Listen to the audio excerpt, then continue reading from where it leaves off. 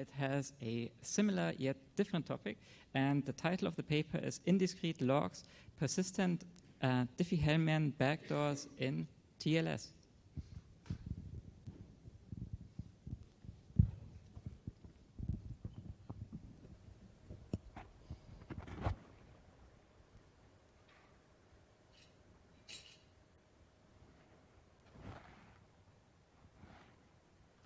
So, hello everyone. So my name is Kristen, and I'm from Western University in Canada, and I'm presenting our paper, Indiscrete Logs. Luckily, Luke gave us a nice overview of Diffie-Hellman and subgroups, so I don't have to bother doing that. So discrete logarithms are known to be fairly easy in groups of smooth order, especially if you know the factorization of the group order. But what if you don't know the group order? What if it's potentially hidden? So in this case, the discrete logarithm problem could be hard, but it could be potentially easy. So what if an attacker had manufactured it to be easy, and the only way that you would know is that the attacker would know? So just quickly, I'm going to go over what the vulnerability is and how it's possible, how you force Diffie-Hellman to be used if it's not used by default, the attack vectors and how many of these vulnerabilities we found, the disclosures we did, and then what can be done to prevent this. So first off, what is the vulnerability? So if you're trying to solve the discrete logarithm problem, there's sort of a few different groups of moduli that exist. The first one is safe prime groups, in which case it's easy to determine the group order, but it's hard to solve the discrete log, which is why they're often used in discrete logarithm implementations.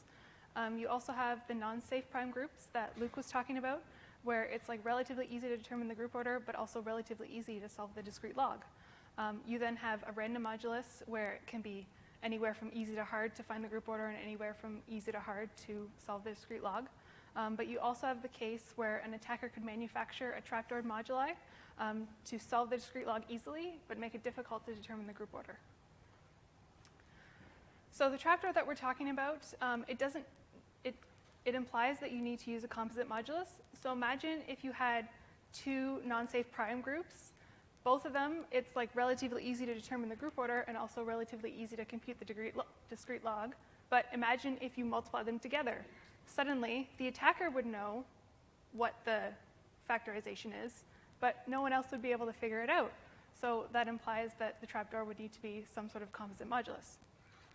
But having a composite modulus in and of itself doesn't necessarily imply that it's a trapdoor. So in the case I talked about before, if it was a random modulus, it could be anywhere from easy to hard to determine the group order and anywhere from easy to hard to solve the discrete logarithm problem.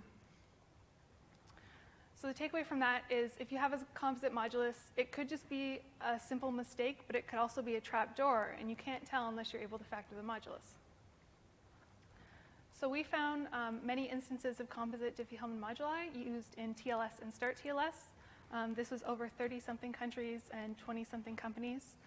The implications of this are fairly well known, so you can recover the shared secret, passive eavesdropping, traffic modification, things like that. Oh, I'm missing some words, but anyway. So what we found is we found, sort of like Luke, that many discrete logarithm implementations don't do any sort of parameter validation. So one of the things we found was that primality wasn't checked, and you're wondering, well, why isn't it checked? And it goes down to the fact that primality testing is fairly easy to implement, fairly computationally inexpensive. When you consider the fact that you have to implement it in TLS at runtime, it just suddenly doesn't work. So it comes down again, functionality versus security, like Luke was saying. Oh, I'm still missing words. This is an example we did to demonstrate that discrete logarithm implementations have poor parameter validation. So this was actually a connection that we did in Chrome. We served it a P that was not prime, and we served a generator that had a subgroup of order 3. So at the end of the day, that allowed us to connect with Chrome under a private key of 1. So since then, Chrome has actually deprecated Diffie-Hellman cipher suites, so this would no longer work in Chrome. But many current browsers like Firefox still do have Diffie-Hellman cipher suites, so this would still work in them.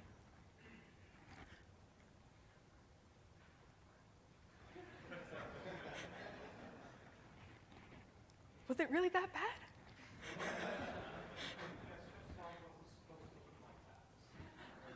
Yeah, I mean, I wasn't planning on talking about Adobe, but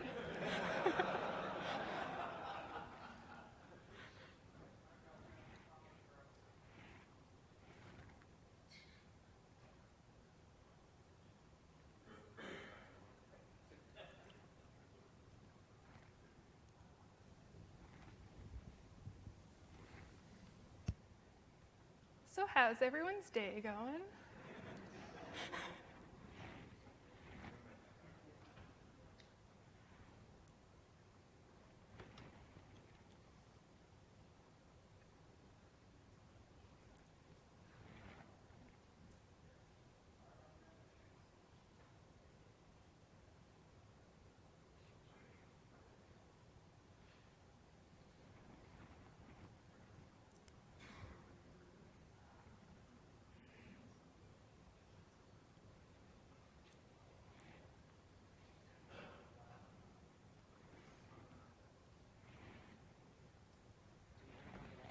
Yeah.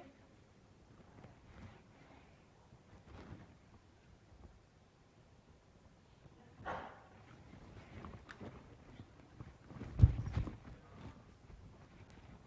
have no idea what's going on. 1 minute, we are just going to use the presenter's laptop instead. Sorry about that. That's okay. I'll just bring it back Yeah. to them.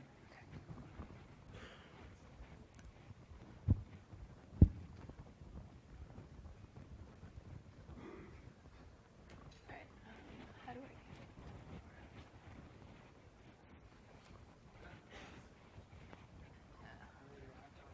Right here. You can drop it in the podium.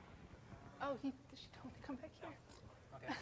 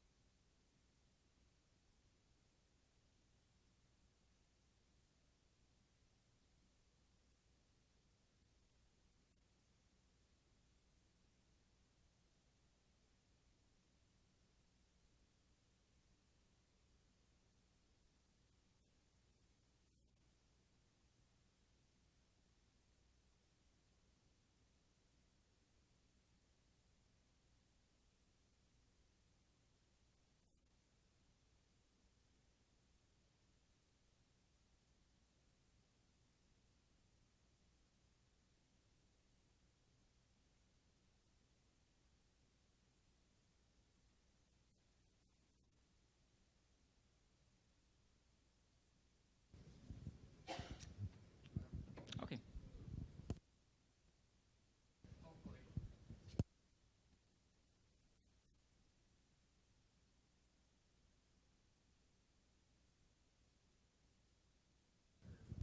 Okay, we are going to continue in a few seconds. Sorry about that.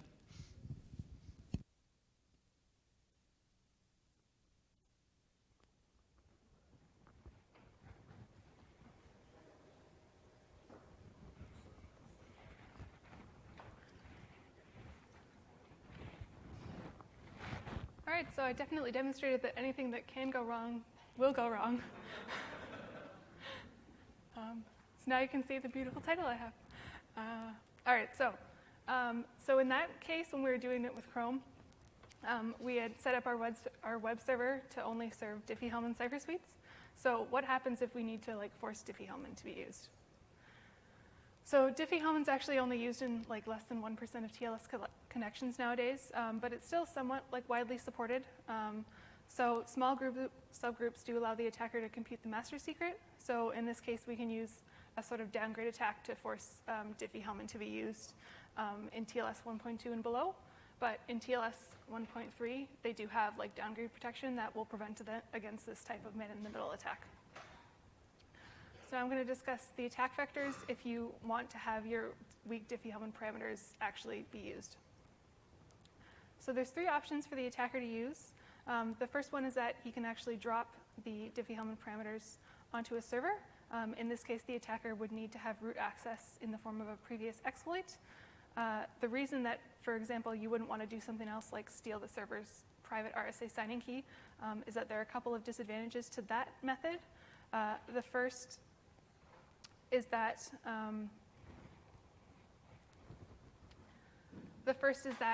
in that case, the attacker would actually have to do a sort of active attack instead of, in the Diffie-Hellman case, you can do a passive eavesdropping. And the second reason is that since the RSA signing key is private, it's usually stored on a hardware security module on the server, whereas in the Diffie-Hellman case, the parameters are public. So the second case that the attacker could do is they could incorporate their weak Diffie-Hellman parameters into an open source project. So in this case, the attacker would actually submit a patch to, for example, a GitHub project with their weak parameters and then have them be used by everyone who uses that project. There was actually an example of this recently. SOCAT had published a security advisory where they had been using a composite modulus that was actually submitted as a patch by someone. And after they had published the security advisory, the person who had submitted the patch actually went dark on the internet. So the next option that an attacker could do is they could install the weak Diffie-Hellman parameters onto a network appliance before it's shipped. So in this case, the attacker would be a company employee, and they would install the weak Diffie-Hellman parameters onto a load balancer, for example. So a lot of the companies we talked to, they had their Diffie-Hellman parameters stored on the load balancers. So the next is, well, of course, how many of these composite moduli did we find? So we did scans using both zgrab and census. In HTTPS, we found that about 25% of the IPs did support Diffie-Hellman. So in the end, in HTTPS, we found 280 IPs that actually used composite moduli. And then over a bunch of different mail protocols, we found around the same number of IPs that use composite moduli. And we were able to recover 42% of the private key. We also briefly looked at non-safe prime moduli. That was covered in the talk before us quite well. So we found 1.6 million IPs in HTTPS that actually used non-safe prime moduli. And again, we were able to recover approximately 50% of the length of the private key in that case. So next, I'm going to talk about the disclosures that we did. So we disclosed to approximately 17 companies overall. At the time of writing, about 56% of these companies had fixed their vulnerability. About 20% were still in the progress of fixing their vulnerability, and 25% just hadn't changed their moduli at all. So the solutions that these companies used, most of them decided to just change their moduli straight to prime moduli. But we did have one company who just completely removed Diffie-Hellman cipher suites. Now, over the process of these disclosures, we talked to many different companies, one in particular, and none of them were able to tell us if these moduli were backdoored, but they also couldn't tell us if they weren't backdoored either. So the final thing I'm going to say is what can be done to prevent this. So the first option, of course, is deprecating Diffie-Hellman cipher suites like Chrome has done. The second step you could do is you could verify the Diffie-Hellman parameters at runtime in TLS. You could also use name parameters like elliptic curve Diffie-Hellman does, and there's actually an RFC in progress for this already. And finally, you could sign all previously exchanged messages in the server key exchange. So this would prevent cipher suite modification for the man-in-the-middle attack. It wouldn't actually prevent the attack if Diffie-Hellman was used by default, but because Diffie-Hellman is only used in 1% of the connections, this would be a pretty good solution. So the takeaway points for this talk are that composite moduli of unknown order are in use on the internet today. They could be trapdoors that are able to be man in the middle, but they also could just be a mistake. And we can't tell, and all the companies we talked to couldn't tell us either. So thank you, and now I'll take any questions.